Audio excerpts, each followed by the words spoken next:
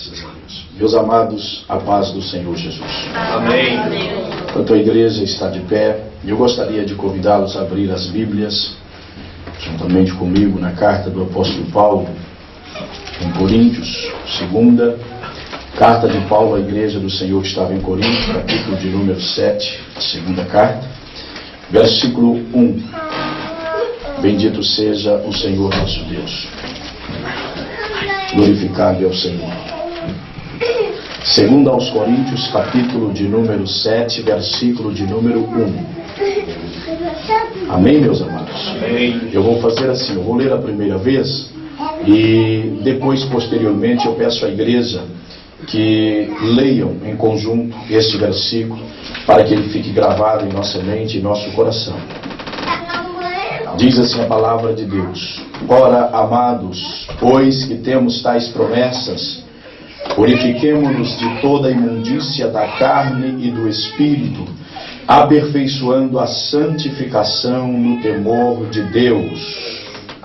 Irmãos, ora, amados, pois que temos tais promessas, purifiquemo-nos de toda a imundícia da carne e do espírito, aperfeiçoando a santificação no temor de Deus.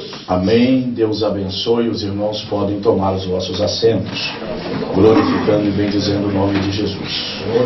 Meus queridos irmãos, eu quero nesta manhã, antes de entrarmos na palavra de Deus, é uma manhã de estudo bíblico.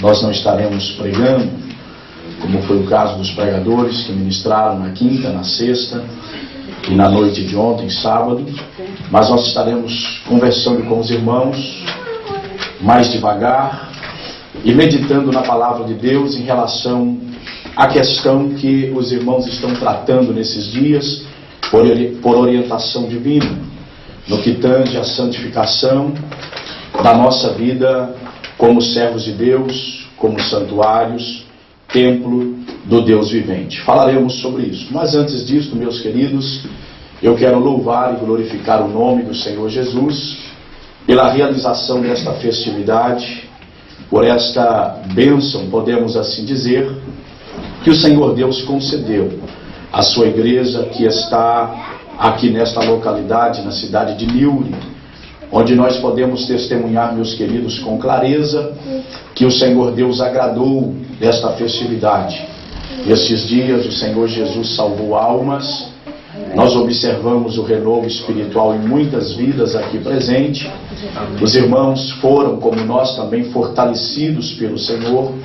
Estamos sendo edificados pela palavra de Deus e estamos agradecidos a Deus por este momento maravilhoso e especial nestes dias aqui. Assim sendo, meus queridos, eu quero tributar ao Senhor a gratidão no meu coração por estar com os irmãos nestes dias. Louvo a Deus pela vida do pastor desta igreja, pastor Aristeu, sua esposa, irmã Janaína. Que Deus abençoe-vos em nome do Senhor Jesus. Que Deus fortaleça as mãos do pastor Aristeu, para que não desfaleça nesta tão grande obra. Não é fácil pastorear, nunca foi fácil pastorear. E principalmente, meus queridos, na idade do pastor Aristeu. Pela graça de Deus, eu tive o privilégio de chegar ao pastorado, ou ser consagrado a pastor, aos 27 anos de idade.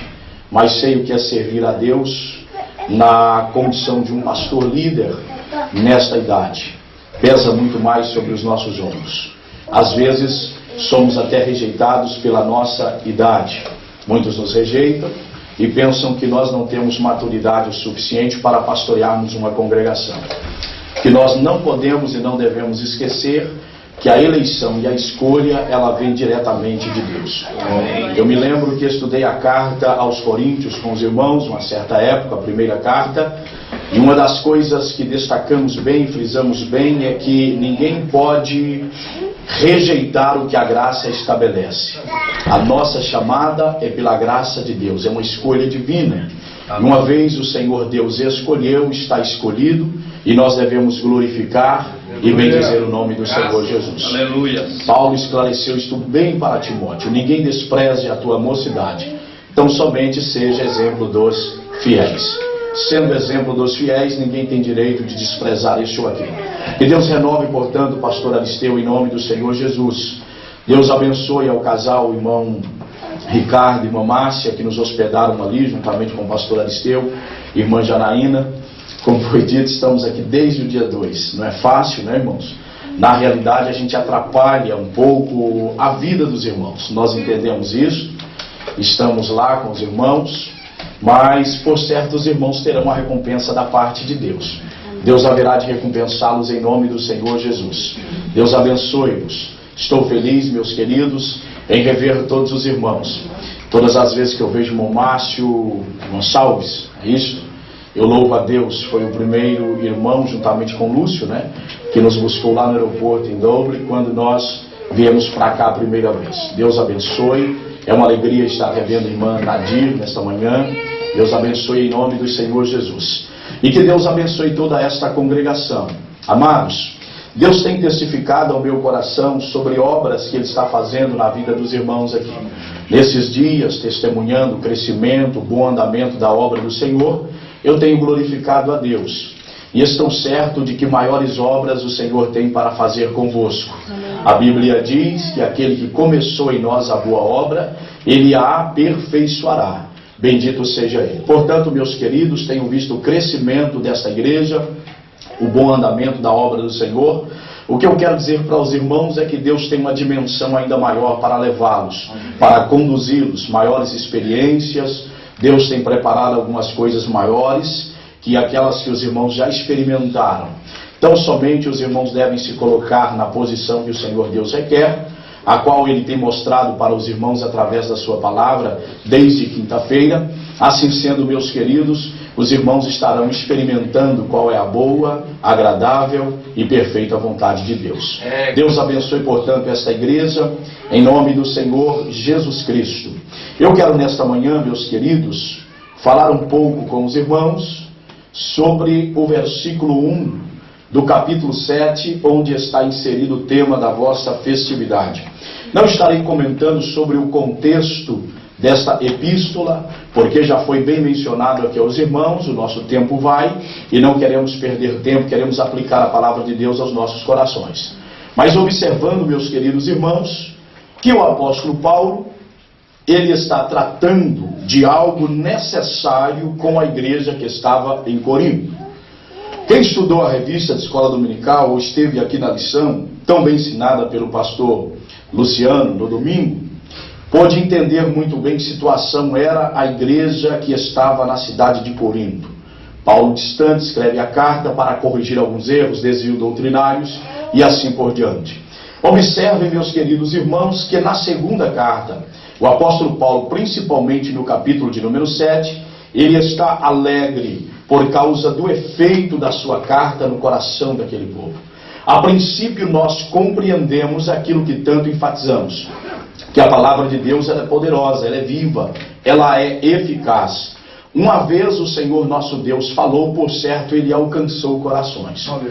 Existem momentos que nós pensamos que a palavra que nós estamos pregando, estamos ministrando, ela haverá de alcançar ciclano ou beltrano, mas ela estará alcançando outra pessoa que nós não esperávamos que ela alcançasse. O certo é, a palavra de Deus, ela alcança o coração dos ouvintes.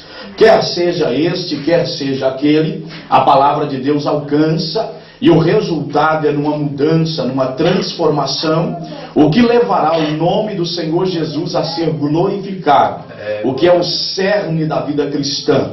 O objetivo da nossa vida cristã é glorificarmos a Deus nesta terra através da pessoa bendita de nosso Senhor e Salvador Jesus Cristo. Glória a Deus. Nós devemos ter este entendimento, devemos ter esta compreensão. Exemplo, você na condição de serva de Deus, na condição de servo de Deus, eu na condição de servo de Deus, temos, portanto, o objetivo primário de glorificarmos a Deus através da vida de Jesus Cristo em nossa vida. Aleluia. Esse é o cerne, o objetivo central, ou primário da nossa vida, é glorificarmos a Deus. Jesus sempre fez isto quando estava na terra. O Pai era glorificado através da sua vida por onde quer que ele passasse. Observem os irmãos que Jesus curava, mas ele falava assim: graças te dou ao Pai, porque tu me ouves. Eu faço isto para que eles saibam que eu vim de ti e que tu me enviastes. Então o objetivo de Jesus era a glorificação do seu Pai, que o havia enviado a esta terra para realizar uma tão grande obra. A igreja de Jesus recebeu esta incumbência quando ele retornou para o céu de glória. Ainda ontem frisei sobre isto aqui. Ide, quando o Senhor Jesus disse, né? E ensinai todas as nações, batizando-as em nome do Pai, do Filho e do Espírito Santo, e ensinando-os a guardar todas as coisas que eu vos tenho mandado. E eu estou convosco todos os dias até a consumação dos séculos. Lá em Marcos capítulo 16, versículo 15, o Senhor Jesus enfatiza: ide por todo o mundo, pregai o evangelho a toda criatura. Quem crer e for batizado será salvo, quem não crer será condenado. Promete: estes sinais acompanharão os que crerem. Em meu nome expulsarão demônios, falarão novas línguas, pegarão em serpentes, e se beberem alguma coisa mortífera, disse o Senhor, não lhes fará dano algum, e imporão a mão sobre os enfermos e os curarão. E a Bíblia diz que o Senhor Jesus retornou ao céu, mas a sua palavra era pregada e os sinais aconteciam pelo poder da palavra do Senhor nosso Deus. Então o Senhor Jesus cooperava com os discípulos de uma forma extraordinária, de uma forma poderosa, contanto que foi bem dito aqui ontem pelo pastor Janilton, quando o Senhor Jesus operava, quando os discípulos operavam algum milagre, eles o operavam em nome do Senhor Jesus. Foi assim que ele disse para aquele coxo lá na porta do templo, não foi isso? Não temos prata e não temos ouro, mas o que tenho, isto te dou. Em nome de Jesus Cristo, levanta e anda. E a Bíblia diz que aquele homem saiu glorificando e bendizendo ao Senhor. Então observem os irmãos que é o objetivo da nossa vida. O objetivo da vida cristã é glorificarmos ao Senhor. Nesta manhã, permitindo-nos Deus, estarei falando com os irmãos sobre 5 evidências de uma vida em santificação progressiva. Eu gostaria que você guardasse isto nas tábuas do seu coração. 5 evidências, provas concretas de uma santificação progressiva. Analise comigo o versículo 1. Veja lá. Ora, amados, pois que temos tais promessas, purifiquemo-nos de toda a imundícia da carne e do espírito, aperfeiçoando a santificação no temor de Deus. Eu gostaria que a sua atenção voltasse para esta questão aqui, aperfeiçoando a santificação. Esta palavra, ela está inserida pelo apóstolo Paulo, esta colocação, aperfeiçoando a santificação no temor de Deus, para nos levarmos a entender que o que ele está falando, levando ao coração da igreja que estava em Corinto, eles deviam viver uma vida de santidade progressiva, isto é, crescente, aumentando a cada dia. À medida que eles aperfeiçoassem a santificação, ou que a santidade na vida deles, ou a santificação na vida deles, se tornasse algo concreto, real, se tornasse algo progressivo, eles afastariam de todo o pecado, de toda a impiedade, e estariam mais próximos de Deus. À medida que uma igreja, que um crente, que um servo de Deus se afasta do que é mal aos olhos do Senhor nosso Deus, automaticamente ele se aproxima de Deus. Porque há um versículo bíblico lá em Isaías 59, versículo 1, a Bíblia diz que o Senhor nosso Deus não encobriu o seu rosto de nós, não tapou os seus ouvidos e não encolheu as suas mãos. Mas Isaías é enfático falando pelo Senhor, por inspiração divina. Mas as vossas iniquidades, elas fazem divisão entre vós e Deus. Observemos em uma questão prática, numa colocação clara, prática e necessária. O homem peca, ele afasta-se de Deus. O homem peca, ele desagrada a Deus. O homem peca, na realidade, ele destitui-se da presença de Deus. O que não era para ser real na vida do cristão, ou não era para ser algo predominante, melhor dito, na vida do cristão, na sua posição de servo de Deus. Porque uma coisa, meus queridos, precisamos entender: foi a nossa vida antes de Cristo. Eu não canso de dizer isso. Se a igreja de Jesus, eu tenho batido nesta tecla todos os dias lá na igreja sede, se a igreja de Jesus entendesse qual foi o seu passado e qual é a sua posição no dia de hoje, ela seria mais grata a Deus e ela não perderia a oportunidade de se aproximar de Deus. Verdade. Pecamos, sabe por quê, meus queridos irmãos? Muitas das vezes porque queremos pecar. Pecamos porque somos obstinados. Pecamos porque a carne está mandando na nossa vida. Pecamos porque estamos ainda debaixo do jugo do pecado. E quem está debaixo do jugo do pecado, desculpe-me a expressão, ainda está debaixo do jugo do mundo e ainda está debaixo do jugo do diabo. É verdade. Nós não podemos negar esta verdade. A igreja não compreende isso. Eu tenho dito constantemente, uma das cartas mais lindas é a primeira carta do apóstolo João. Nós, ao lermos a carta de João, ficamos admirados, boquiabertos. Qualquer igreja da atualidade tem o desejo de ser pastoreada por um pastor como era João. Sabe por quê, meus queridos irmãos? Porque João, ele é considerado como apóstolo do amor. As colocações de João, nem sempre elas são entendidas por aqueles que não têm visão espiritual. Ele escreve com tanta profundidade que nós passamos só por cima e não mergulhamos, não descobrimos a essência.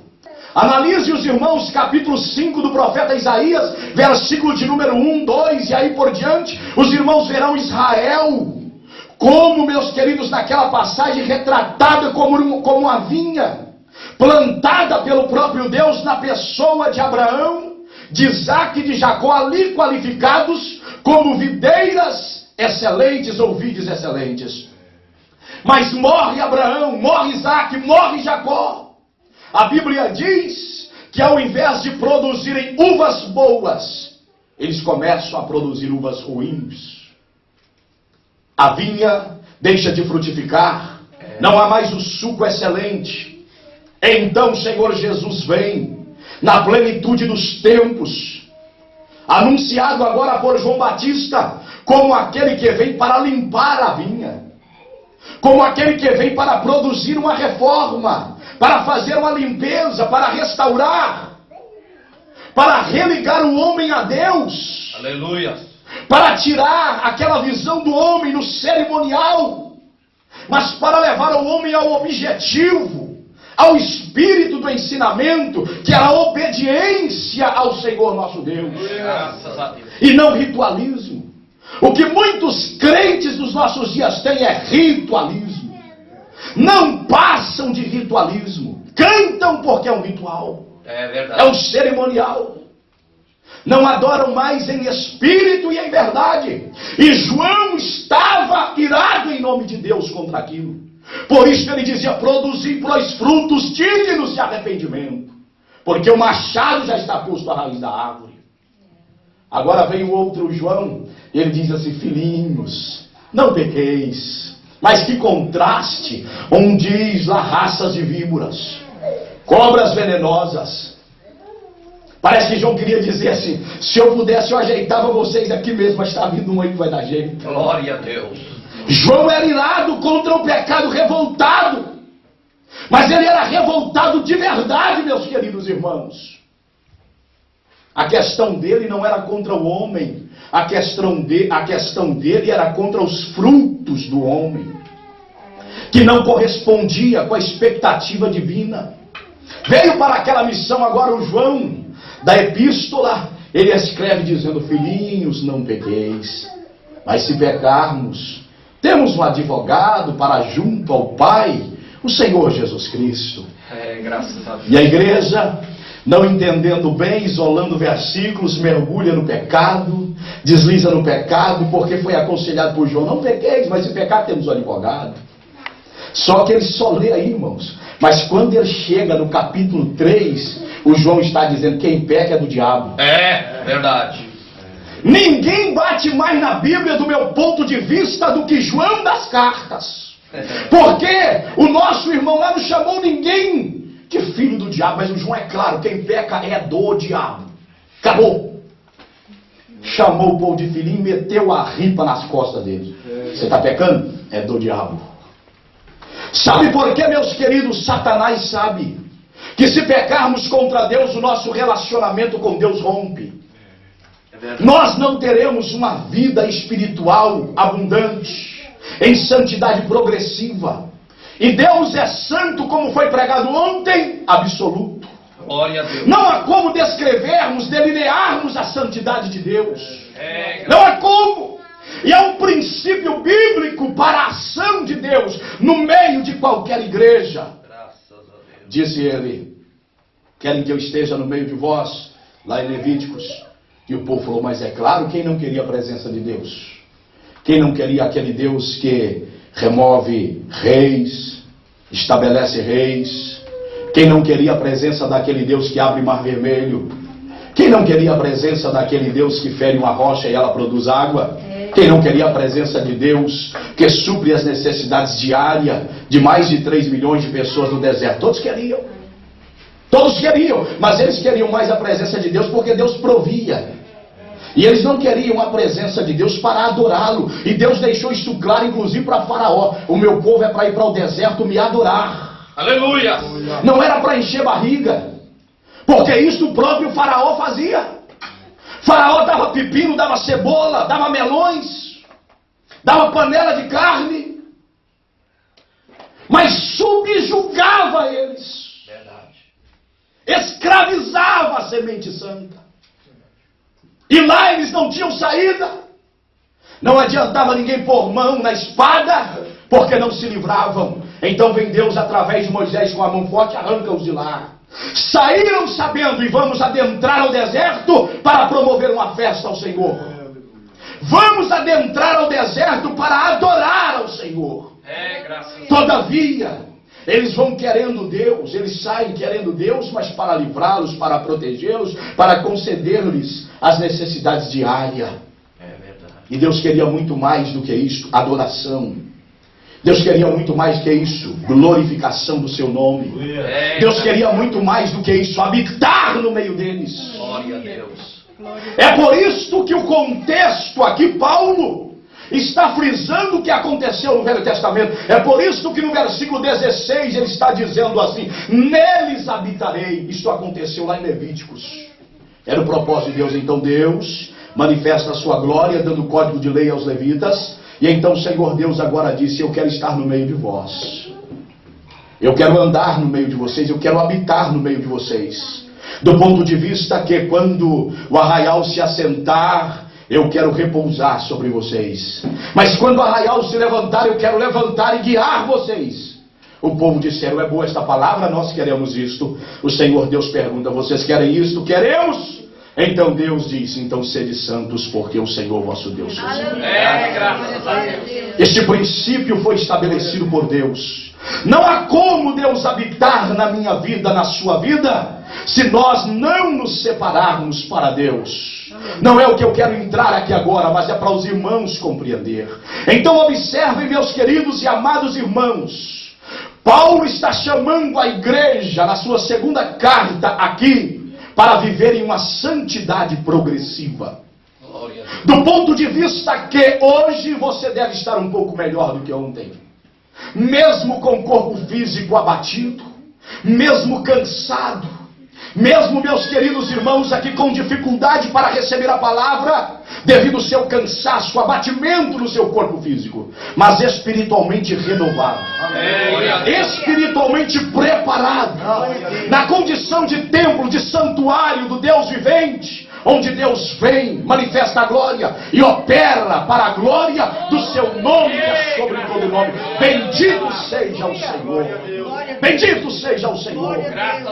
Quem quer que seja que quiser experimentar a glória de Deus em pleno século 21, haverá de experimentar, se compreender o que é santidade progressiva. É verdade. Porque Deus não mudou.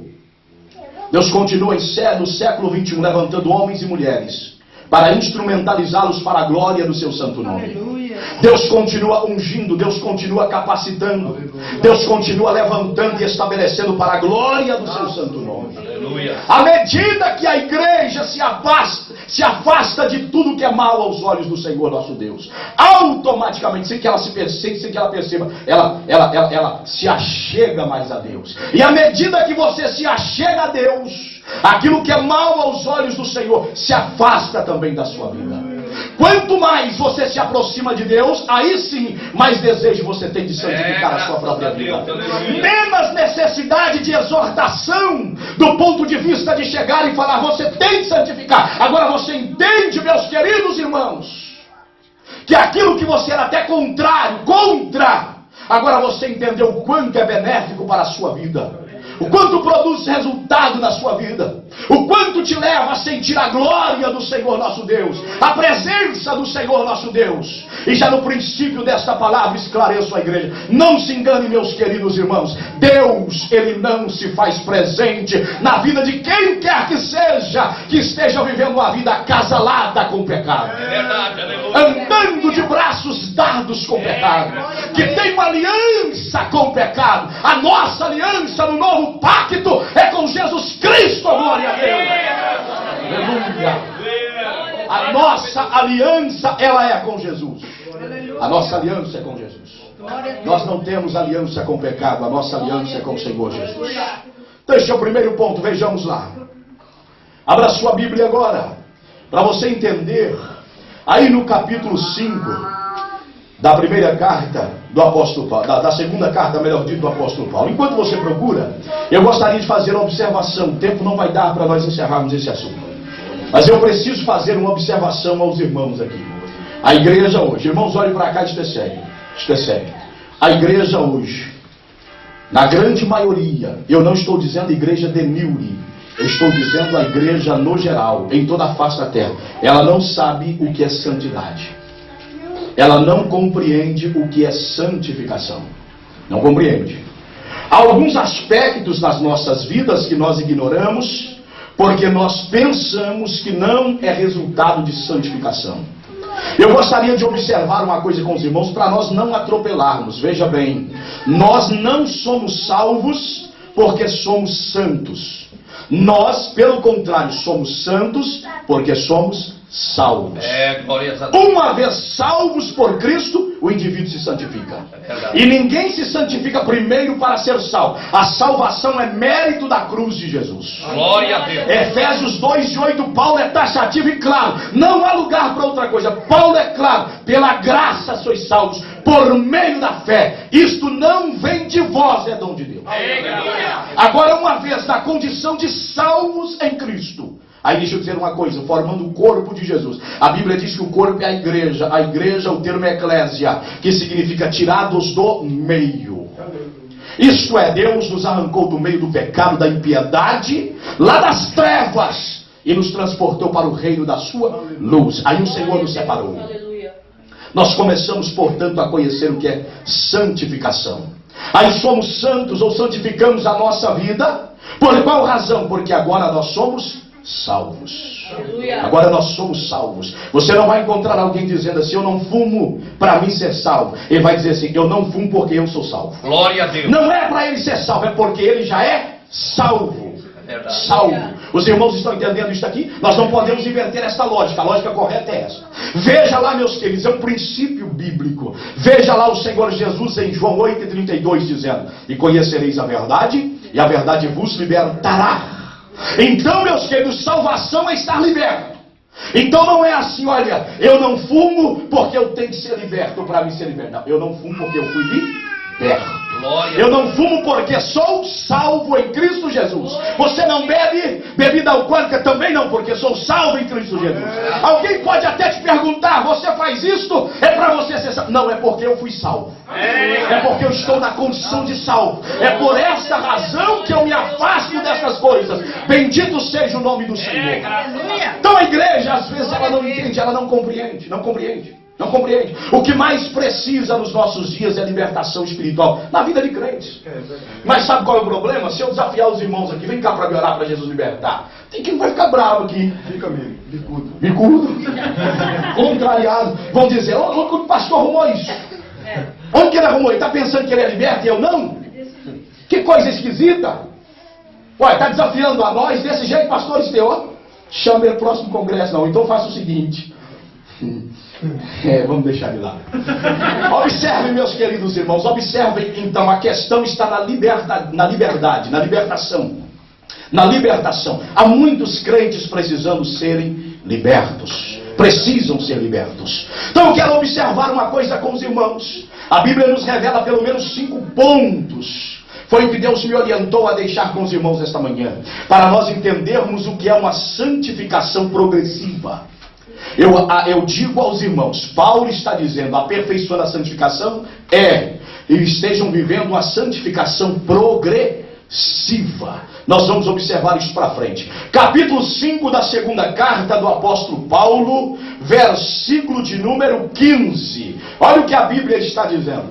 E ele morreu por todos, para que os que vivem não vivam mais para si, mas para aquele que por eles morreu. Paulo é claro. Primeira coisa que Paulo enfatiza, eu estou analisando com os irmãos agora, o que Paulo, quando chega no capítulo 7, já havia preparado o coração deles, nos capítulos anteriores. Paulo já vem ensinando essa questão. Quando chega no 7, o coração deles já estão abertos, prontos para entenderem o que é que Paulo está lhes falando a respeito da santificação. Observem, portanto, o versículo de número 15. E ele quem? O Senhor Jesus, morreu por todos, para que os que vivem não vivam mais para si. Primeiro ponto, é fundamental para uma santificação progressiva. Qual é, pastor? Deixar de viver para si mesmo.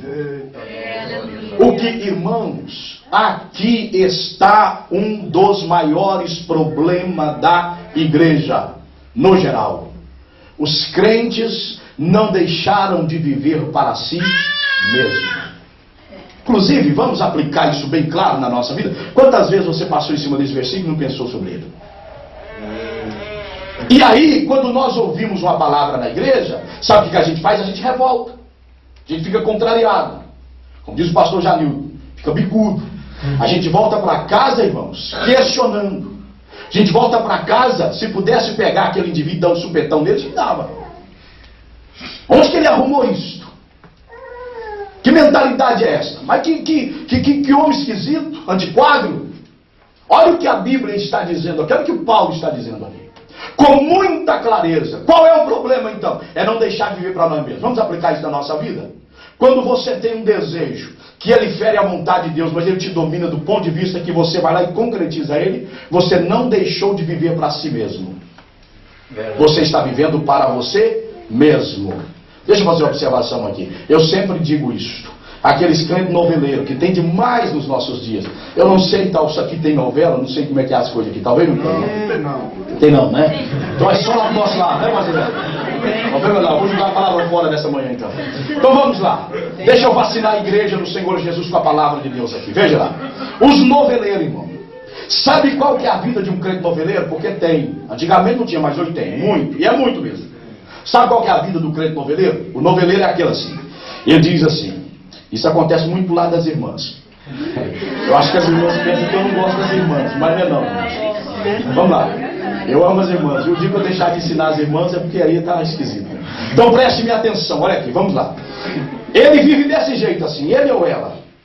Eu vou assistir o capítulo hoje, mas amanhã eu não assisto mais. Hoje dominou ele. A lembrança do final do capítulo ontem era aquele encontro que teria logo na abertura da novela hoje. Ele não pode deixar de assistir. Pode. Alguns oram no trabalho o tempo todo. Meu Deus, me ajuda. Irmãos, eu tenho dito na igreja, quando você quer pecar, nem Deus interfere. Não. Vamos analisar isso do ponto de vista bíblico. Deus havia dito para o nosso irmão Adão, nosso pai: o dia que você comer da árvore do conhecimento do bem e do mal, morrerá. E acabou. E Deus foi embora. O aviso estava lá. Olha aqui o aviso. Para nós. Deus foi embora, largou Adão lá naquele teste. Para mim, por favor, irmão. Adão, meus queridos irmãos, pode deixar aí, por favor. Adão sai, afasta. A Eva vai lá e fica olhando aquela árvore, né?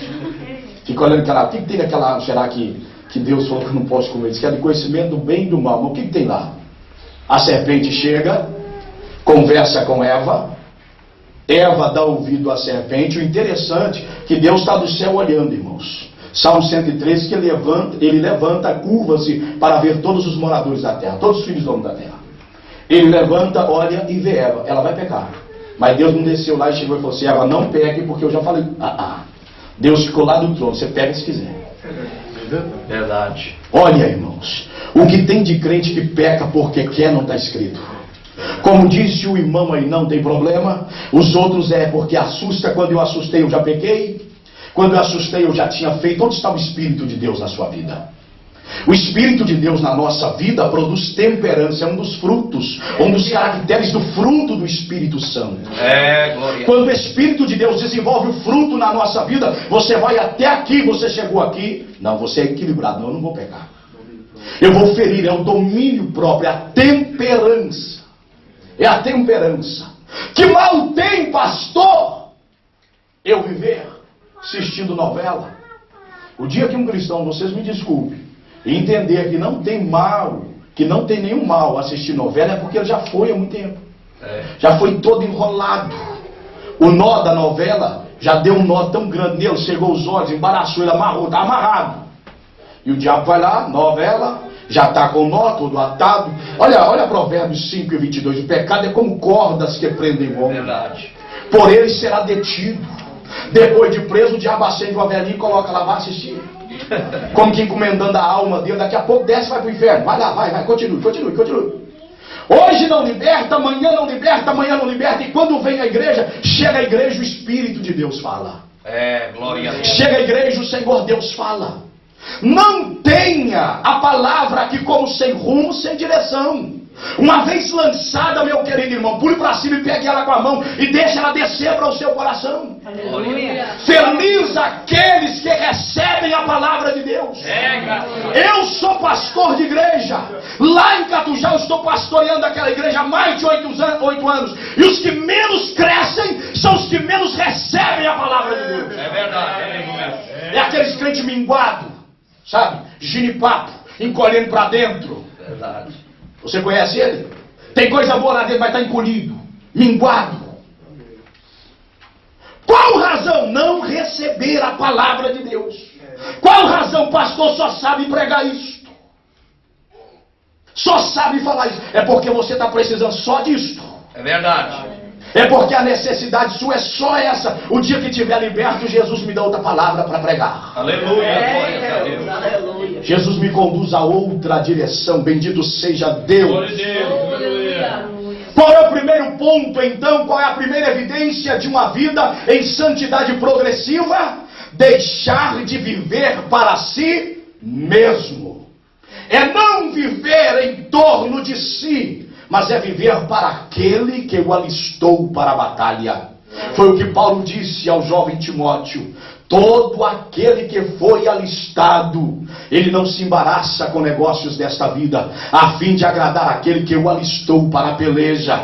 Na condição de crente, todos nós fomos alistados na fileira do louvor, na fileira do evangelismo, na fileira do ensino, na fileira da pregação do evangelho, na fileira de conservar os móveis, o imóvel da igreja, na fileira de oração, na fileira de consagração, na fileira de estarmos aqui levantando as nossas mãos e dando glórias a Deus, na fileira de darmos exemplo para este mundo aí fora que está perdido sem Deus e sem esperança. De qualquer forma, você foi alistado para uma grande obra, chamado por Deus. Na condição de crente em Cristo, saiba, existe uma torre na Bíblia conhecido como de vigia, e eu preciso estar na minha e você na sua.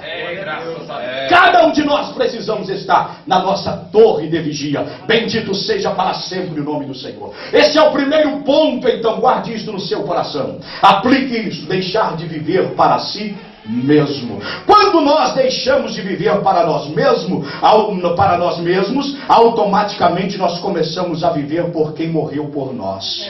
Paulo continua dizendo aí de uma forma clara: mas para aquele que por eles morreu e ressuscitou. Bendito seja o nome do Senhor Jesus. Começamos a viver, portanto, para Deus e para o seu reino. A nossa vida, ela gira em torno disto aqui. Em primeiro lugar, eu vivo para Deus. Em primeiro lugar, você vive para Deus. Em segundo lugar, você vive para você mesmo. Mas em primeiro, compreenda, isto é uma vida em santidade progressiva. Quem está vivendo para Deus, deixar de viver para si mesmo. Observe, irmãos, tudo que tomar o lugar de Deus na minha vida, na sua vida, é ausência de santidade na nossa vida. É verdade. Nós, portanto, estaremos distante da santificação. Eis aí a minha preocupação. Eu paro em pontos, irmãos, e se necessário fico uma hora falando, batendo de cima, para que a igreja compreenda do ponto de vista prático. Observe aqui, deixar de ler a Bíblia Sagrada é nós estarmos deixando o espaço de Deus na nossa vida. É verdade. Deixarmos de orar é não estarmos dando espaço para Deus na nossa vida. O que impediu a nossa oração? O que impediu-nos de jejuarmos? O que impediu-nos de, na realidade, tirarmos um período para ler a palavra de Deus? Isso, aquilo outro, está roubando o espaço de Deus na sua vida. Automaticamente você está fora da santificação. Você está fora da santificação. Não há como nós nos santificarmos, foi dito pela irmã Lana aqui ontem, sem palavra de Deus, sem oração e sem mortificação da nossa carne através do jejum. Não há como. Que vida santificada é esta? Falta oração, falta leitura da palavra, falta jejum na vida, não há como. Não há como. Nós temos visão. Hoje todo mundo que você encontra sobre a face da terra que serve a Jesus é santo. Pergunta a eles para ver se eles não são santos. São. Aí começa a viver com eles para observar se há santidade progressiva na vida dele. Não. Ontem estava mais ou menos, hoje está pior. Depois de amanhã vai estar pior um bocadinho. Próximo mês mais ruim ainda. Daí os próximos dias está como filho pródigo fora da igreja. Afastado dos caminhos do Senhor. Quando o seu lugar é aqui. Quando Jesus abriu essa porta aqui por causa da sua vida. Aleluia. Olha, quando Deus abriu essa porta aqui é porque os olhos dele já estavam sobre você. É verdade, aleluia. Glória a Deus. Ele já havia visto você, contemplado você na realidade quando você saiu do Brasil. Vamos ser sinceros, quantos de vocês oraram e falaram: Senhor, abra uma porta lá para me congregar? Eu saí do Brasil falando isso, meu Deus, eu preciso de uma igreja para congregar, para manter a minha fé. Prepare um lugar para mim. Eu não sei onde vou congregar, mas prepare um lugar para mim congregar. Eu tenho minha vida espiritual. Aleluia. Eu quero crer que se você veio na condição de crente, você pediu a mesma coisa. Então Deus abriu essa porta para você, não é para você sair daqui. Você, olha aqui, ó, você calambiando com a mala velha, como foi falado aqui pelo pastor Jamilton, não tem problema, somos duros, taxativos, batemos se é necessário, mas trazemos bálsamo. Fica aqui dentro. Aleluia. Fica aqui com o seu pé quebrado como está. Não tem problema não. Só tenha paciência e não rejeite a palavra. Quer seja daqui um ano, tenho paciência. Quer seja daqui 2 anos, tenho paciência. Daqui a 10 anos, tenho paciência. Mas será sarado em nome de Jesus. Glória seja dada ao Senhor. É uma das coisas que o obreiro precisa ter. Paciência para sarar rebanho. Para sarar rebanho. Para sarar rebanho. Verdade, aleluia. É a bicheira lá, irmão. Pega o nego bom. Aqui é a palavra. Pega a palavra. Não há problema, não há problema, não há problema. Mas Jesus sara. Glória a Deus. Ei, Jesus está sarando você? Bendito seja Deus. Jesus está sarando as nossas vidas. Bendito seja para sempre o nome do Senhor. Nesses dias aqui você já teve um desejo de ser mais crente, de ser mais fiel, de aproximar de Deus. É Jesus sarando as nossas vidas para a glória do seu nome, que é sobre todo nome. Primeiro aprende isso na sua vida. Hoje, pastor, em nome de Jesus, eu vou deixar de viver para mim em primeiro lugar. Eu vou viver para Deus em primeiro lugar. Eu quero aplicar isso ainda do outro ponto de vista agora. Quando nós deixamos de viver para Deus, irmãos, a gente fica aqui nesse país frio, gelado, onde esse povo aparentemente não quer nada com Deus, porque estão mergulhados nas trevas espirituais. Sabe por quê? Porque estão presos no pecado como você estava. Como foi a nossa vida antes de Jesus. Eu dou graças a Deus, porque quando nasci meu pai já era pastor de igreja. Eu devo louvar a Deus muito mais do que vocês, por não ter me deixado conhecer o mundo com seus pecados. Mas observe o meu pai, eu me lembro disso dele testemunhar. Irmão José Martim, que o ganhou para Jesus a primeira vez, que chegou para pregar no meu pai arrancou do cavalinho, um revólver que ele tinha na cintura, e foi dar um tiro nele. Na hora de atirar no irmão José Martim, ele virou as costas do cavalo e foi embora. Meu pai gritou para ele: eu não atiro em homem pelas costas, olhe para mim te atirar. E ele foi embora. Foi embora e colocou meu pai debaixo do joelho dele. Começou a orar pelo meu pai. Não foi muito tempo não, pastor Lusitano. Irmão José Martim entrou dentro da casa do meu pai, que ele disse que não entrava. Meu pai se via, infelizmente fazia bruxaria e não sei mais o que. Ele entrou lá dentro, arrancou o livro de São Cipriano da mão do meu pai, botou fogo nele, porque meu pai disse: entra, faça a limpeza. Pegou aquela santarada que havia esparramada assim na parede, ó, e jogou tudo no chão, quebrou aquilo tudo, dirigiu o primeiro culto, e Deus fez do meu pai um pastor para a glória do seu nome. Agora observe aqui, meu querido irmão, quantos irlandeses estão aí nesta mesma situação. Meu pai era cego. Pastor Luciano estava lá no espiritismo, espiritualmente cego. Olha como um pastor aqui hoje pregando a palavra de Deus. Observe, meu querido, meu amado que está aqui. Está aqui. Por que esse povo está assim? Porque estão cegos. A Bíblia diz: o Deus deste século, Satanás, o príncipe deste mundo, cegou-lhes o entendimento, para que neles não resplandeça a luz do Evangelho. Estão mergulhados em densas trevas.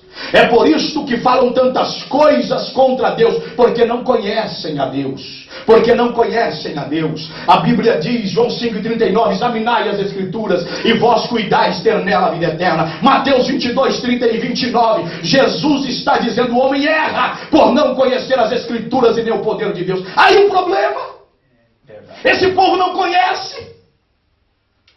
Parece que eu entendo mais eles que não conhecem do que quem está aqui dentro conhece. Verdade. Porque eles fazem, sabe por quê? Um jugo sobre as costas dele.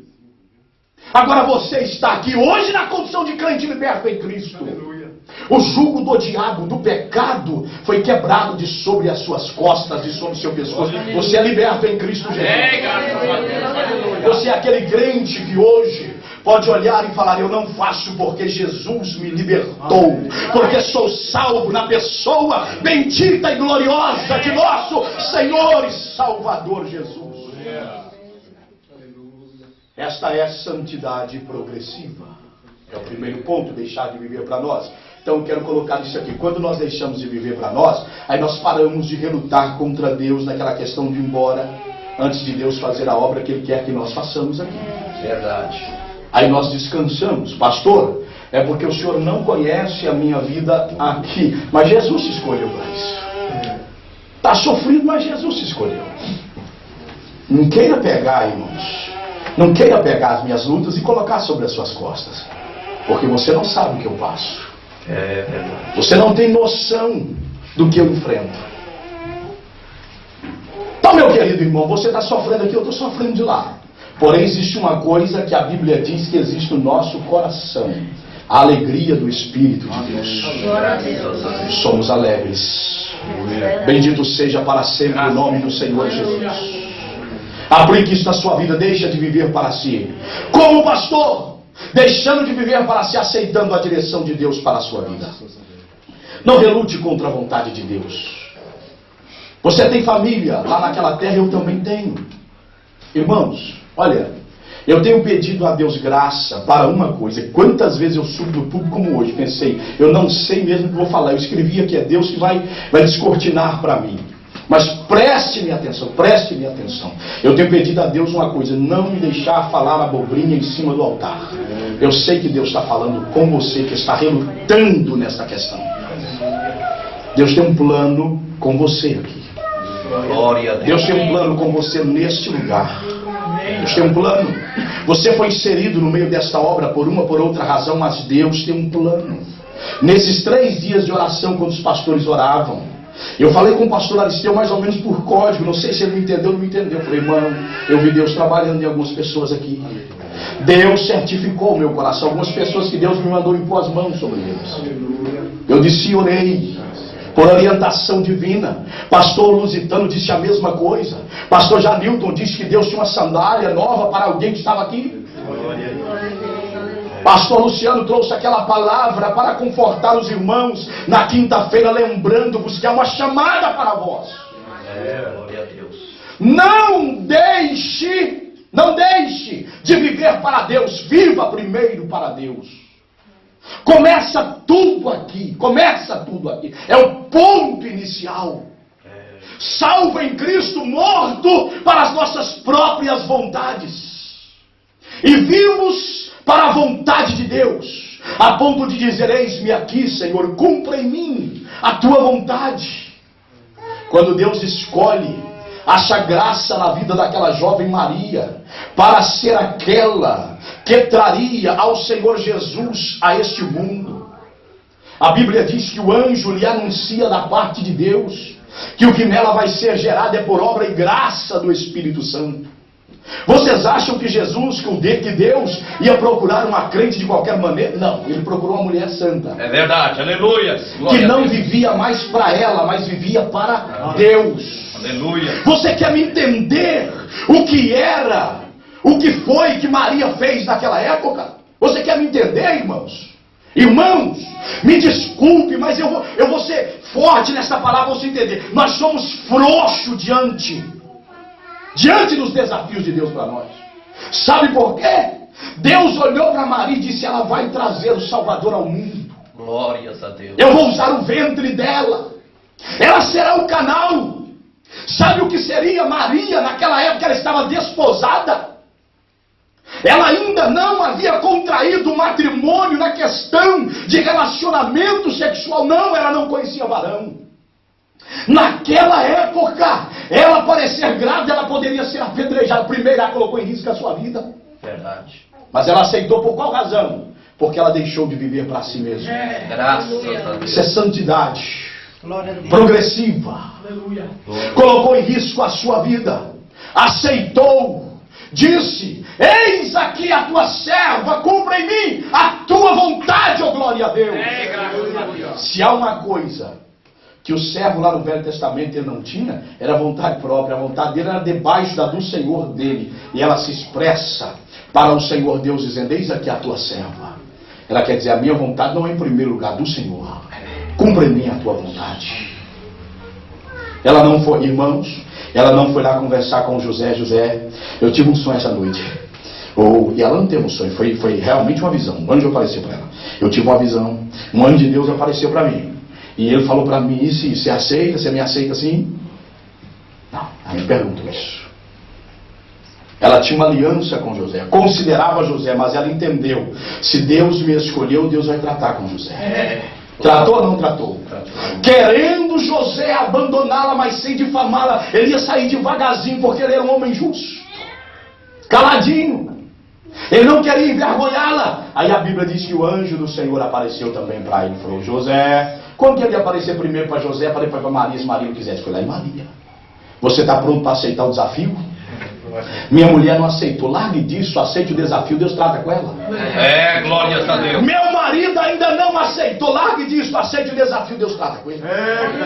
O anjo apareceu também para José e disse, José, não temas em receber Maria. Glórias a Deus. O que nela está sendo gerado é por obra e graça do Espírito Santo. E a Bíblia diz que José a recebeu. E o Senhor Jesus, na plenitude dos tempos, ele nasceu, Salvador do mundo. Bendito seja o nome do Senhor. Isto é, em primeiro lugar, deixar de viver para nós mesmos. Paulo conhecia também isso na íntegra. Na íntegra. Converte ele quando estava perseguindo os cristãos, queria matá-los, queria destruí-los. Na mente do apóstolo Paulo, ele barraria o crescimento, a expansão do reino de Deus. Havia feito tantas proezas na região da Judéia, precisamente em Jerusalém. Agora ele vai para Damasco, tentando prender também os crentes que estão em Damasco. No caminho, Deus não faz muita coisa, só apresenta para ele um fulgor, um clarão, e cega Paulo com a naturalidade tão grande, irmãos. Arrastou crente para lá e para cá, dentro de Jerusalém. Deus encontrou, trouxe um brilho tão grande assim no céu, ele ficou cego, caiu. Já não conseguia mais andar por si mesmo. Levaram-no para Damasco. Quando ele está lá em Damasco, Deus visita Ananias e fala: Ananias, vai lá na rua chamada direita. Lá tem um moço orando. Aí, qual que é o nome dele, Senhor? É Saulo de Tarso. Não, Senhor, eu já ouvi falar muito desse homem. Ele castiga os crentes, ele mata, ele arrasta. Aí disse o Senhor: não, eu já encontrei com ele. Ele agora está orando, está cego. Vai lá e põe as suas mãos sobre ele, que eu vou libertar ele da cegueira. E Ananias vai.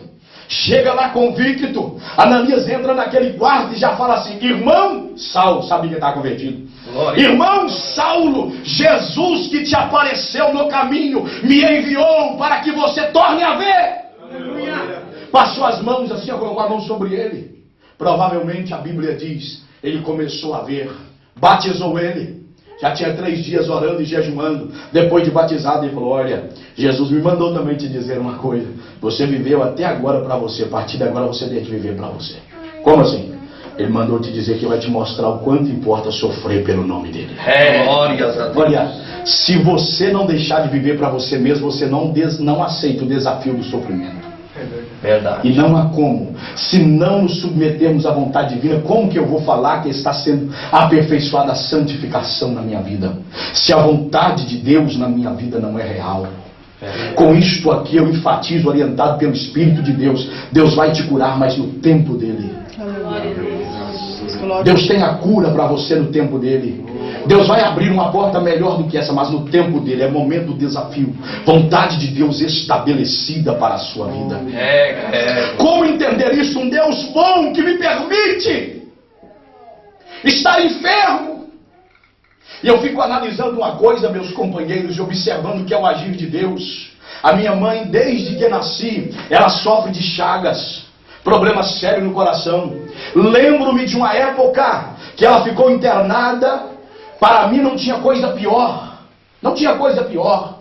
Meu pai chegou para mim, para outros dos meus irmãos. Me lembro que desta feita falou comigo em particular e disse assim: olha, meu filho, temos que orar pela sua mãe. Eu vim de Belo Horizonte e ao conversar com o médico disse que o coração da sua mãe não está nada bom. Só Jesus. Meu pai, saúde de ferro. Em 2000 partiu para o Senhor, minha mãe está viva até hoje. Glórias a Deus. Olha aqui, meu querido irmão.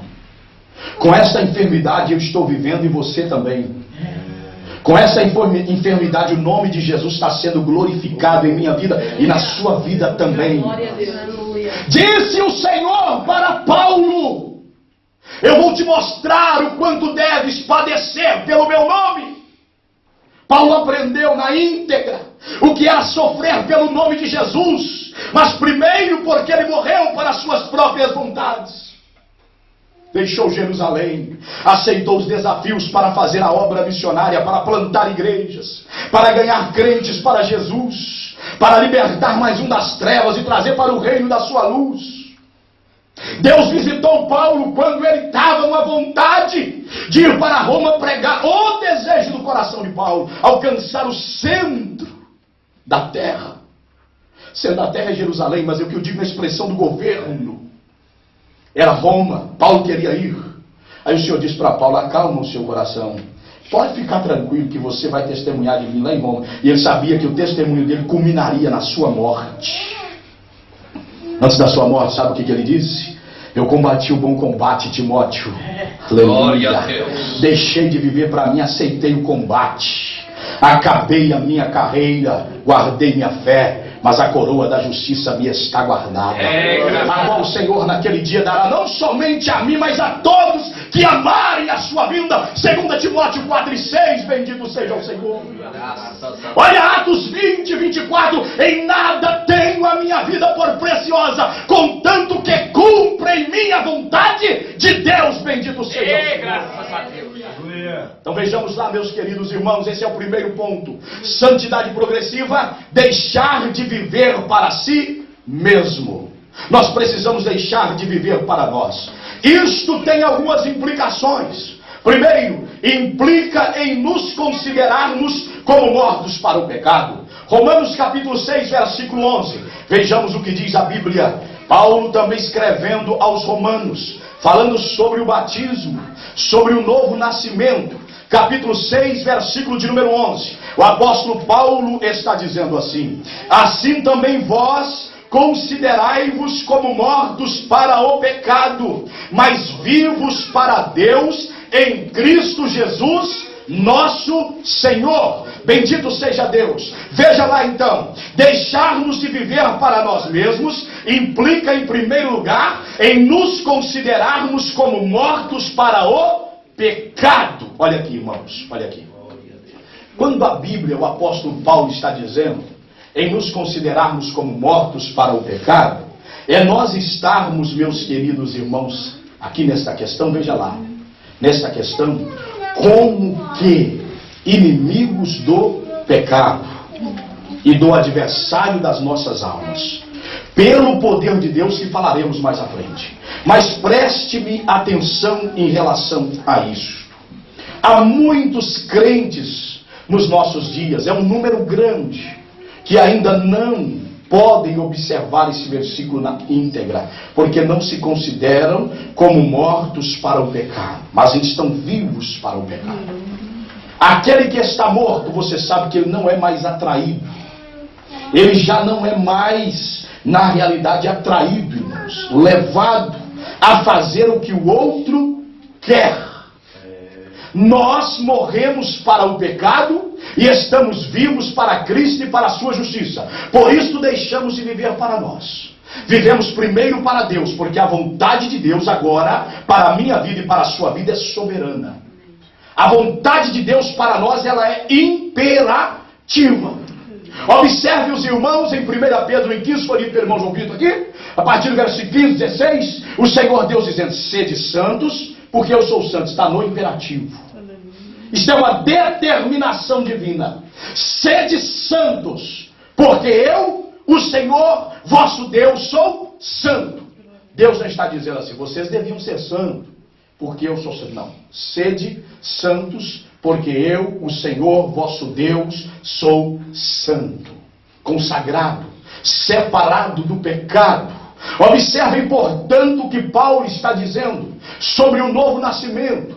Quando nós já morremos para o pecado, nós nos consideramos como mortos para o pecado, mas vivos para Deus em Cristo Jesus nosso Senhor.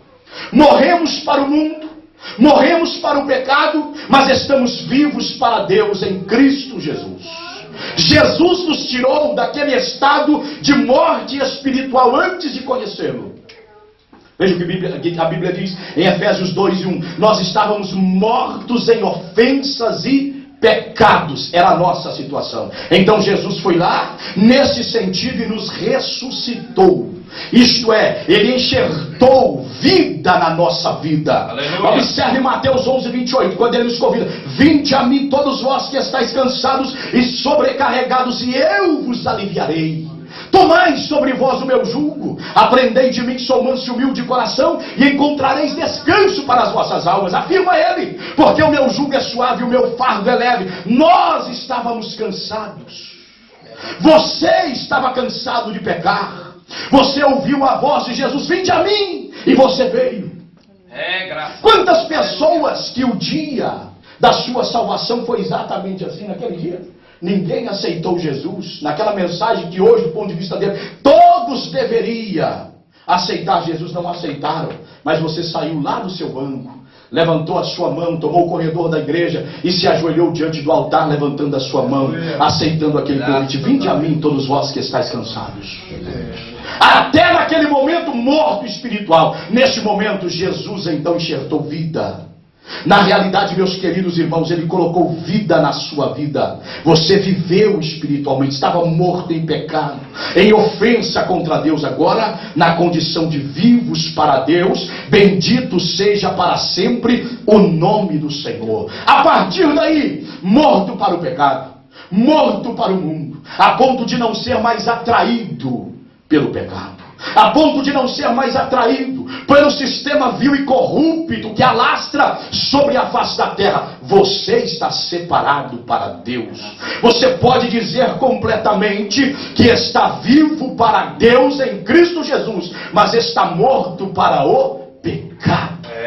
Significa dizer o que foi pregado pelo pastor Janil: você se despojou quanto ao velho trato do velho homem. Você foi despido do velho homem, mas foi vestido agora do novo homem, aquele que é criado à imagem e à semelhança de Jesus. Quando isso acontece na sua vida, sabe o que acontece? A mente de Deus, então, ela começa a ser plantada na sua mente. Você começa então a corresponder com as expectativas divinas. E a expectativa divina é que você esteja morto para o pecado. Glória a Deus. Você esteja morto para o pecado. Eu me lembro do pastor Humberto Schmidt fazer uma comparação disso, que ele dizia assim: olha, vou dar para vocês um exemplo aqui, quem está morto para o pecado. Ele até deitou o irmão lá no chão lá e falou: ó, irmão, o fulano gostava muito de futebol, mas gostava do Corinthians, que era uma coisa esquisita. Mas morreu. Aí os amigos dele chegou para farrear, porque o Corinthians ganhou. Falou: fulano, Corinthians ganhou, tanto a tanto. O que ele fez? Nada, está morto. Você está me entendendo o que é estar morto para o pecado? Glórias a Deus. Está me entendendo? O que é estar morto para o pecado? Eu preciso ir mais além. É você passar na porta da boate e alguém gritar de lá o que gritaram para Agostinho. Agostinho, antes de ter aquele conhecimento que tinha de Jesus, né, vivia também na boemia. E uma mulher, que ele tinha até um certo relacionamento com ela, vivia com ele. Certo dia, depois de transformado, liberto, ela que gritou para ele, lá ia longe: Agostinho! E ele olhou para trás. Você sabe quem foi Agostinho, um dos pais da igreja? Olhou para trás: eu sou a mesma! Aí ele gritou: mas eu não sou o mesmo! Aleluia! Você está entendendo o que é isto? Considerai-vos como mortos para o pecado, mas vivos para Cristo e para Deus. Deus quer da minha vida, da sua vida. Não atraídos mais pelo pecado, a ponto de ser dominado, de ser sujigado pelo pecado. Bendito seja Deus. Isto é questão de santificação progressiva. É a primeira evidência. O que aconteceu na vida dele, hein? Porque não bebe mais, não fuma, não é mais o mesmo arruaceiro. Já viu a vida dele? Já. O que aconteceu? Ele deixou de viver para ele. Então tudo que ele fazia era a vontade dele. Era que estava subjugada pela vontade de um, que eu não quero falar o nome dele. É verdade. Mas deixou de viver para ele mesmo. Agora a vontade dele é subjugada à vontade daquele que ele libertou. Aleluia. Ele está em santidade progressiva, considerado como morto para o pecado, mas vivo para Deus em Cristo Jesus. Morto para o mundo, mas vivo para Deus. Morto para as músicas mundanas, mas vivo para Deus. Coisas vivos maravilhosos que foram cantados aqui. Aleluia, glória a Deus. Morto para a impiedade, mas vivo para a piedade em Cristo Jesus. Este é o primeiro ponto que nós devemos observar. É a primeira implicação quando nós deixamos de viver para nós mesmos. Então, o que primeiro é demonstrado, que nós estamos como mortos para o pecado, mas vivos para Deus em Cristo Jesus. Segundo lugar, o que é resultado, sabe por que isso acontece, irmãos? É bom entendermos isso. É resultado de termos compartilhado da morte e da ressurreição de Jesus, porque Jesus morreu por nós. Verdade. Jesus morreu por nós. Não foi necessariamente preciso que você fosse crucificado, mas a morte de Jesus na cruz do Calvário deu-me a oportunidade de compartilhar desta morte e também da sua ressurreição, significando a minha morte para o pecado, para o mundo, e o meu nascer espiritual, o meu viver para Cristo e para a sua justiça. Então observe, estar morto para o pecado é resultado, em primeiro lugar, de nós compartilharmos da morte e da ressurreição de nosso Senhor Jesus. Paulo disse lá em Gálatas 6:14, quanto a mim eu não tenho do que me gloriar, se gloriar, gloriar-me-ei na cruz de nosso Senhor Jesus. Porque lá na cruz de Jesus estava a vitória do apóstolo Paulo. Amém. Lá na cruz de Jesus estava o êxito do apóstolo Paulo. Sem a cruz de Cristo, meus queridos irmãos, eu e você estávamos perdidos.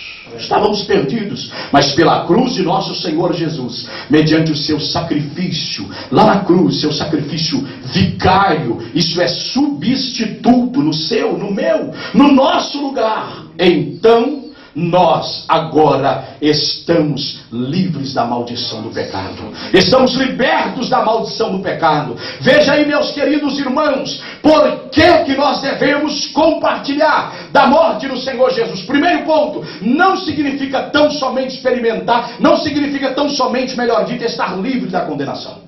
Não. Sabe por que algumas pessoas aceitam Jesus?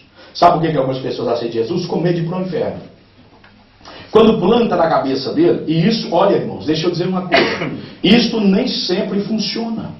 Isto nem sempre funciona. Tem muito crente que a vida espiritual dele, ela não progride, porque ela não é voluntária. Ela não é voluntária. Não é algo que ele deseja, mas é algo que ele entende que precisa. Está entendendo isso aqui? Precisa. É por isso que ele vai, que ele caminha. E isso não funciona. Não funciona, irmãos. Não funciona. Nós devemos servir a Cristo de todo o nosso coração, amando. Parte deste ponto, amá-lo. Só o amamos desfrutando de uma comunhão, de uma convivência. É meio difícil, irmãos. Considerar um jovem que ama a moça só se for loucura, coisa atrapalhada, insana. Que vê ela assim, só viu ela, ficou doidinha, ama ela pro resto da vida. Isso não acontece, certo? Ele pode ser atraído, chamado a atenção, a moça pela mesma forma, os dois gostarem por terem olhado, aí o que vai acontecer? Entenda o que eu quero dizer, aí o que vai acontecer? Os dois ao conversar, certo? Começando a namorar, o amor vai crescer no coração dos dois. Mas não é assim, viu? Amor e nunca mais tirou da cabeça, certo? Então isso depende do relacionamento. Depende do relacionamento. Observem, portanto, aqui, meus queridos irmãos, que isso parte lá de Deuteronômio, capítulo de número 6. Amai ao Senhor, vosso Deus, de todo o vosso coração, com toda a vossa alma e com todo o vosso entendimento, ou com toda a vossa força. Observe, portanto, meus amados e queridos irmãos, nós precisamos entender isto. Precisamos compreender isto, porque não funciona alguém que quer viver uma vida para Deus, mas como que forçado. Sempre vai precisar de alguém para empurrá-lo. Ele sempre será um carrinho de mão. Sempre alguém vai ter que ir lá e pegar e levar. Não há nada mais belo, irmão, do que aquele crente voluntário para as coisas de Deus. Você marca os trabalhos na igreja, dentro de suas possibilidades, ele está ali alegre, feliz, Glória a Deus. sem você ter que lutar com ele, bradar e quase que tirar a correia para dar uma correada nele. Ele vem voluntário, porque ele ama a Deus. Glórias a Deus. Ele deseja estar na presença do Senhor nosso Deus. Esta mesma questão estava na mente de Martinho Lutero, antes de conhecer que isto é por fé. Martinho Lutero testemunha com todas as letras, ou testemunhou, que ele servia a Deus porque tinha medo de ir para o inferno, tinha medo de ir para o purgatório. Enquanto ele tinha medo disto, ele deixava de desfrutar de uma verdadeira libertação. Verdade. Não era liberto, mesmo na condição de um monge, de um padre, até que ele descobriu em Romanos que o justo viverá da fé. Glória a Deus. Quando ele descobriu isso, ele falou: me ensinaram tudo errado. Verdade. Eu via Deus que por algum dinheiro liberta o homem 1 milhão de anos do purgatório, mas está sempre no purgatório. Agora eu descobri que o justo, ele viverá da fé. Disse ele: eu descobri que o homem, ele é justificado perante Deus pela sua fé, e não por dinheiro, mas pela sua fé. Ele começou a ver Deus de uma forma diferente. Ele começou a amar a Deus. As histórias dizem que ele tinha medo de Deus e não temor de Deus. Medo é uma coisa, temor é outra. Por que você é crente? Senão eu vou para o inferno. Isso não funciona. Por que você é crente? Porque você ama Jesus. Graças a Deus. Graças a Deus. A Bíblia diz, tudo se dá na base do amor, para um progresso na nossa vida. A Bíblia diz, meus queridos irmãos, de uma forma clara, nós o amamos porque Ele nos amou primeiro. Primeiro Jesus nos amou, interessou por nós, lavou as nossas vidas, nos redimiu, tirou de nós todas as nossas mazelas, nossas impurezas. Quando ninguém dava nada pela nossa vida, Jesus olhou e nos amou. Mais ou menos para você entender, aquele indivíduo que mexe com pedras, né? Você passa por aquela pedra, por exemplo, o diamante, quando ele está cascudo, você passa por ele e larga ele para lá, porque você não conhece a matéria. Quantas pedras são assim? Mas aquele que entende pedra, se vê você passar de lado, ele pega ela canarinha, coloca no bolso, depois de trabalhar aquilo, vê lá que coisa preciosa é. Eu vejo Jesus fazer isso ao atravessar o lago da Galileia, para chegar do outro lado e libertar o gadareno, que a sociedade já tinha rejeitado e estava todo cascudo, mal cheiroso, maltrapilho. A Bíblia diz que andava nu, desvestido, despido, sem esperança, amedrontando todos naquela região. Mas o Senhor Jesus Cristo chegou lá, libertou aquele homem, ninguém dava mais nada por ele. Para muitos, meus queridos irmãos, a morte daquele homem era a solução. Jesus foi lá então e lavou ele com o seu sangue. Claro, Jesus não tinha morrido, né? Mas é uma simbologia para os irmãos entender. Libertou ele do poder, do domínio, do diabo, do pecado, e fez dele um pregador da sua palavra, diz a Bíblia Sagrada. Vai e pregue para os seus o que o Senhor Deus fez por ti. A Bíblia diz, indo ele, começou a pregar por Decápolis o que o Senhor Deus havia feito pela sua vida. Bendito seja o Senhor. Então compreenda, meus queridos irmãos, este relacionamento, nosso amor com o Senhor nosso Deus. Nós precisamos entender isso.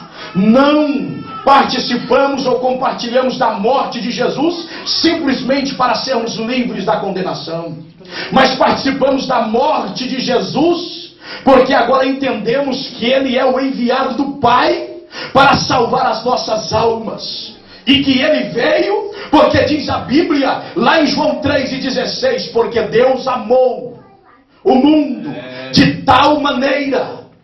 O que você ofereceu para Jesus antes de ser salvo? Mas Jesus te chamou, vinde a mim. O que eu tinha para oferecer a Jesus antes de ser salvo? Mas Ele disse, vinde a mim. Aqui no nosso meio tem pessoas de todo jeito, irmãos, que fumavam droga, até eu acredito, não quero ser exagerado não, mas provavelmente prostituto, ébrio, brigador, violento. Isso foi o seu passado, cachaceiro. Pastor, eu não sou assim, mas não é o caso de todo mundo. Quantas pessoas experimentaram isso no passado?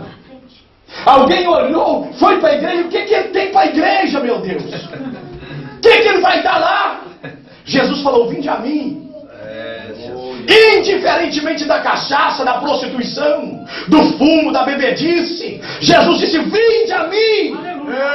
Porque a Bíblia diz, Deus amou o mundo de tal maneira que deu seu Filho unigênito.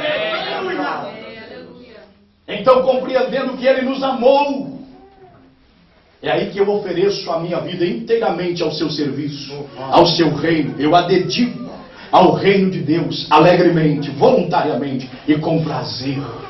Bendito seja para sempre o nome do Senhor. Então a resposta correta é, você serve a Deus por quê? Porque eu amo de todo o meu coração. Você serve a Deus por quê? Porque Ele é o centro da minha vida. Sem Ele nada sou, sem Ele nada posso. Resumo então, a minha vida sem Ele nada é. Bendito seja Deus. Olha o que disse o Senhor Jesus em João 15,5, parte final, sem mim nada podeis fazer. Graças. Veio pessoas assim de todo jeito para o nosso meio. Mas o Senhor Jesus foi trabalhando na vida de um após um. E de cada um fez um vaso de bênção em suas mãos, para a glória do seu santo nome. Veja bem, experimentar a morte de Jesus nos dá também o poder para vencermos o pecado.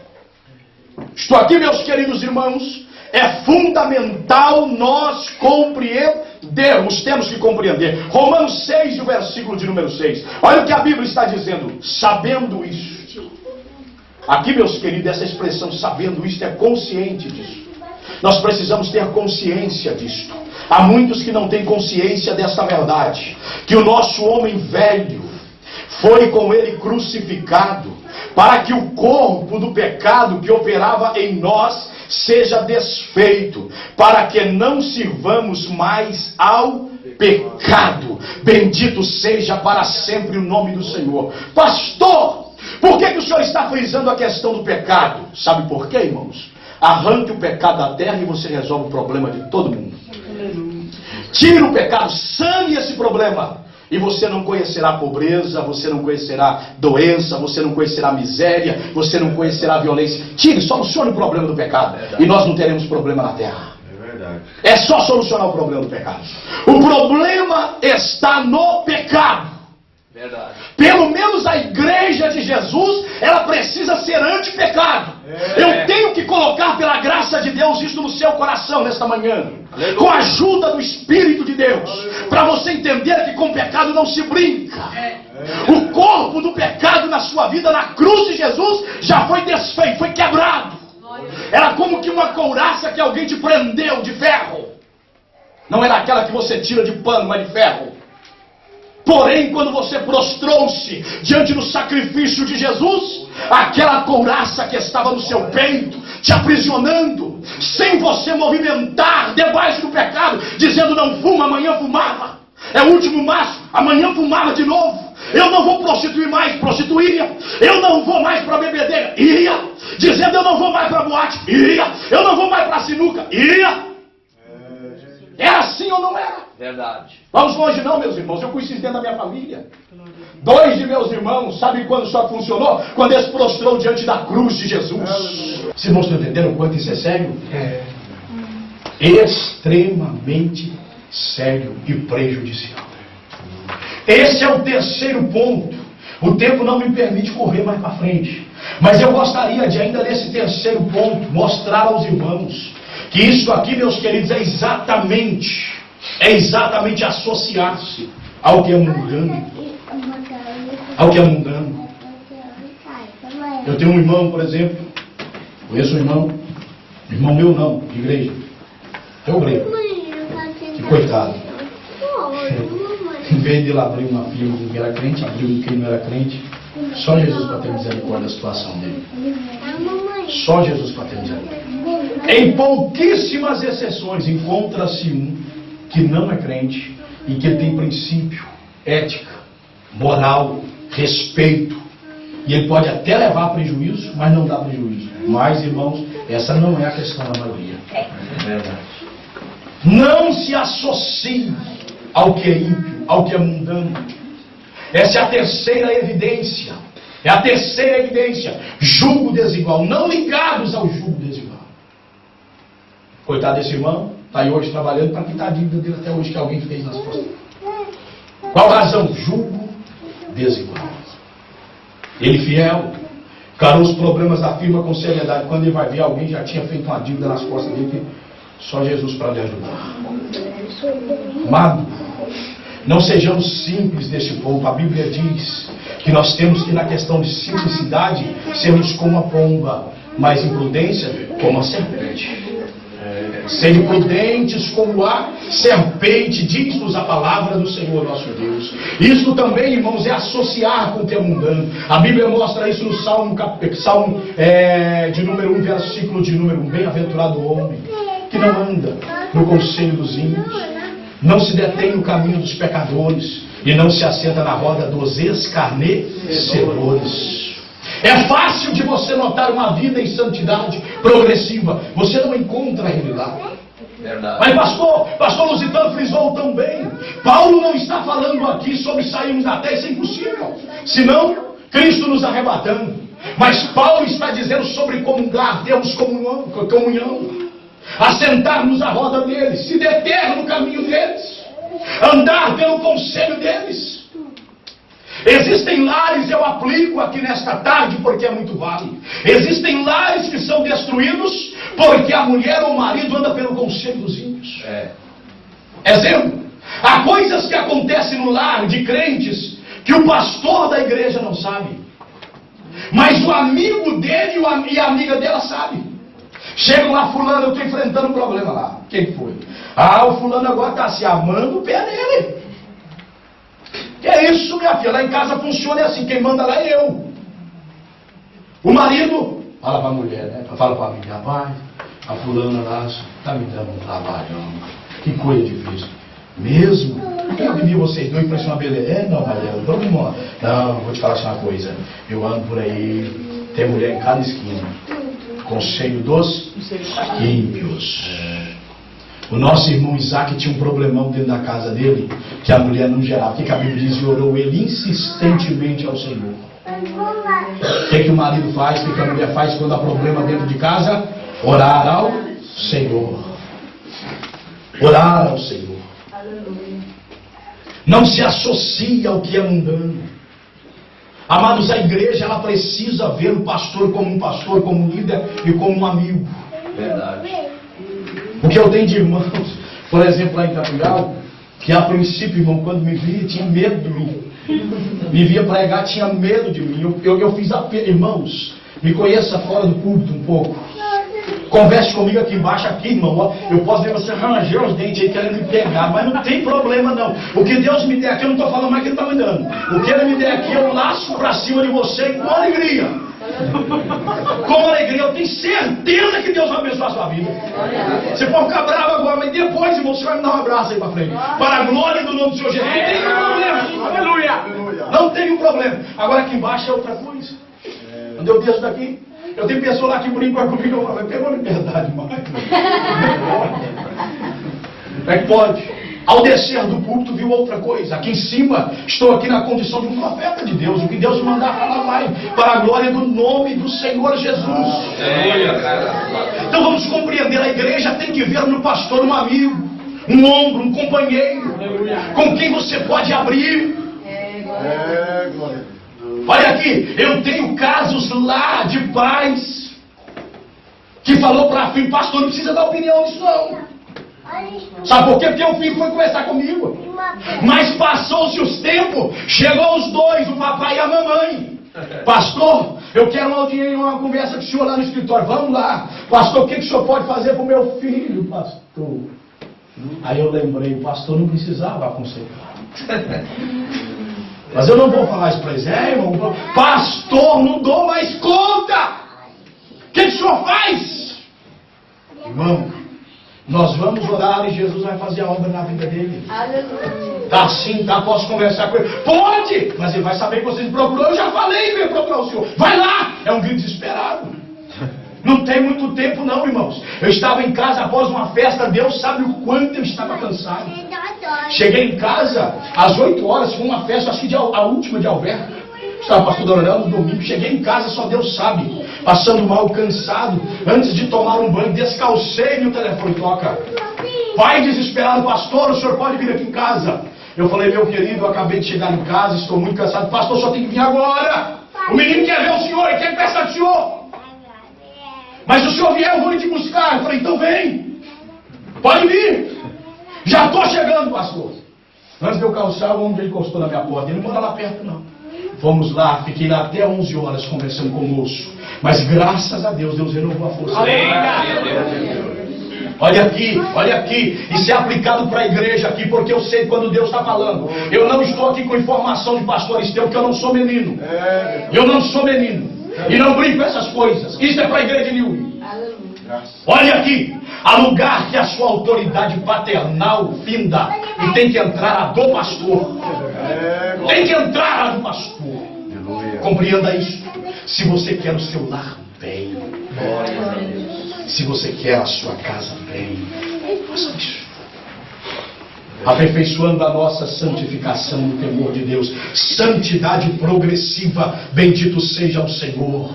Não é preciso utilizarmos, irmãos, o que é mundano dentro das igrejas. Se coloque de pé. Eu vou só citar aos irmãos, quem está registrando, pode fazer, por favor. Não é preciso nós utilizarmos o que é mundano dentro das igrejas. Eu queria um tempo maior para nós pararmos isso aqui, mas não dá.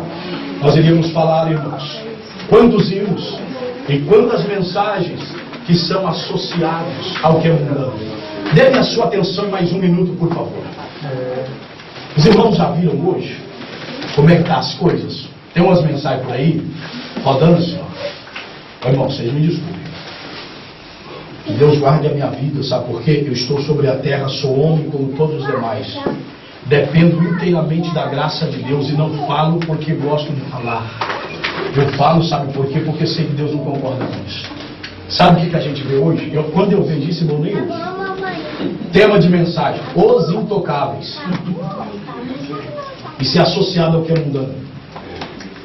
Será que eu não posso pôr um tema de mensagem, outro tema de mensagem? Por que isso, pastor? Porque Hollywood tem filme assim. Vamos parar de brincar com as coisas de Deus?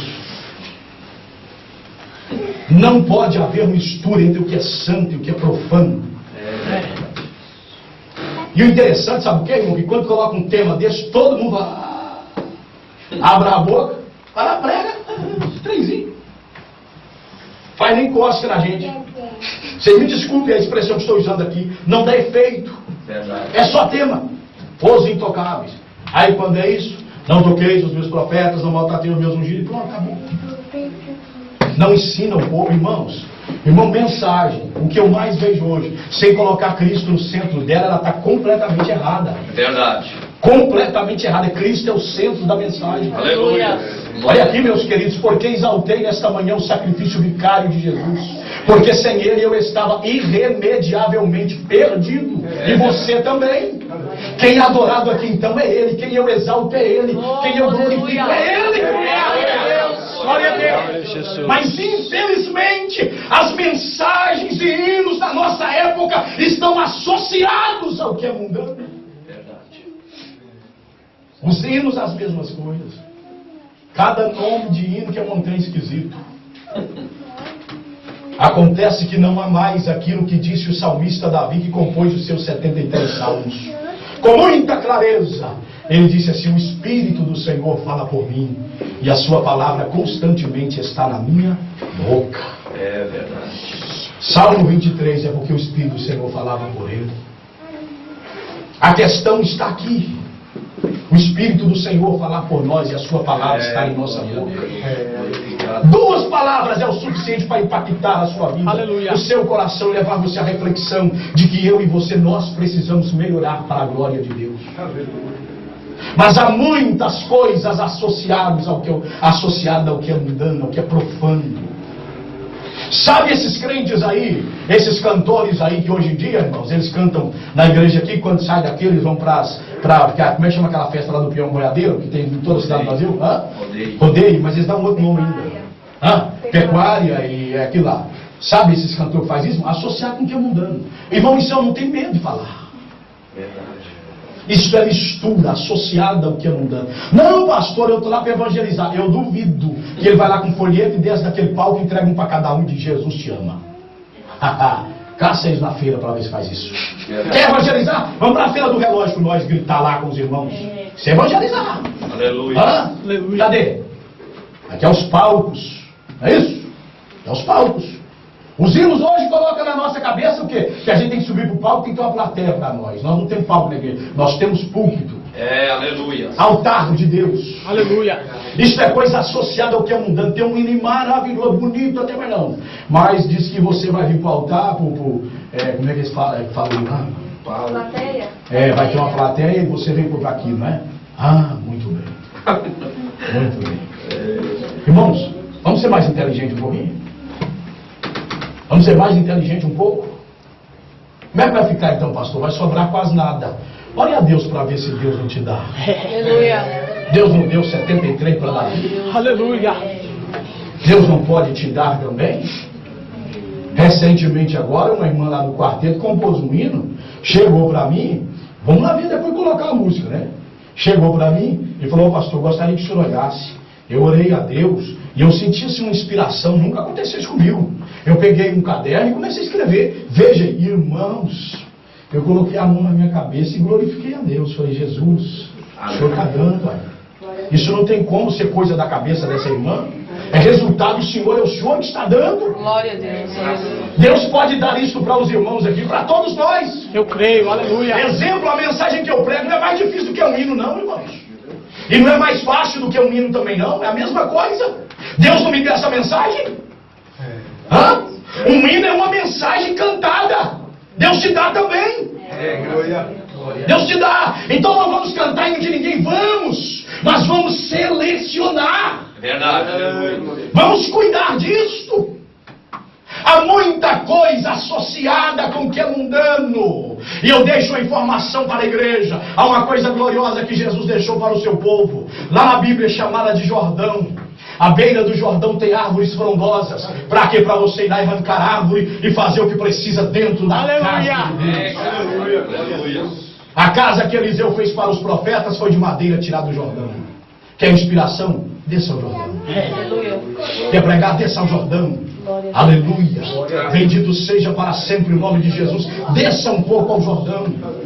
Bendito seja para sempre o nome do Senhor. Há coisas maravilhosas para Deus nos revelar as margens do Jordão. Desça lá. Desça lá. É só descermos e veremos que há árvores abundantes. Bendito seja para sempre o nome do Senhor. Se você estiver marcando, marque aí. Em quarto lugar, a quarta evidência é sermos templo ou morada do Deus vivo. 2 Coríntios 6:16. Veja isso. Isto primeiro é ser dedicado e ocupado com o serviço de Deus. Efésios 4:11-12. Atos 6:4. 1 Samuel 12:23. Êxodo 19:20-21. Joel 2:17. São algumas referências que eu coloquei para os irmãos em relação a estarmos ocupados e dedicados com a obra de Deus. Segundo lugar, implica em vivermos em comunhão. É outra coisa que eu queria parar aqui por orientação divina. Por orientação divina. Eu creio que Deus me trará aqui outra vez. Permita Deus que até lá não seja necessária essa palavra. Mas Deus me orientou nesta manhã, os últimos versículos que eu coloquei.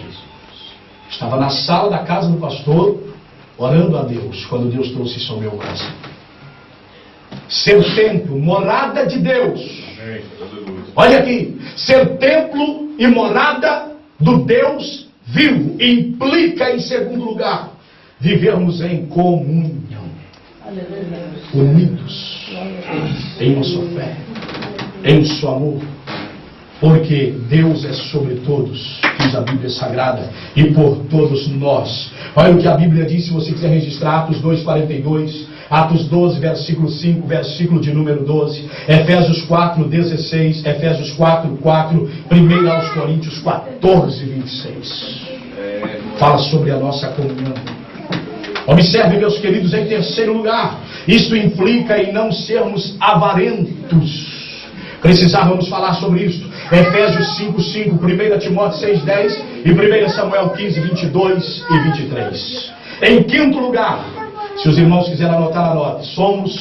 A quinta evidência é sermos separados para Deus e para a sua vontade. Versículo 17. Pelo que sai do meio deles, e apartai-vos, diz o Senhor, e não toqueis nada imundo, e eu vos receberei, diz o Senhor. Implica em primeiro lugar em não amar o mundo, sistema vil e corrupto do mundo. 1 de João 2:15, Efésios 2:2. Segundo lugar, implica em não sermos atraídos pelo que há no mundo, as oportunidades do mundo. 1 de João capítulo 2, versículo 16. Concupiscência da carne, concupiscência dos olhos e soberba da vida, os três canais pelo qual todo homem, todo ser humano peca. E em quarto lugar, implica em fazermos a vontade de Deus. 1 João 2:17.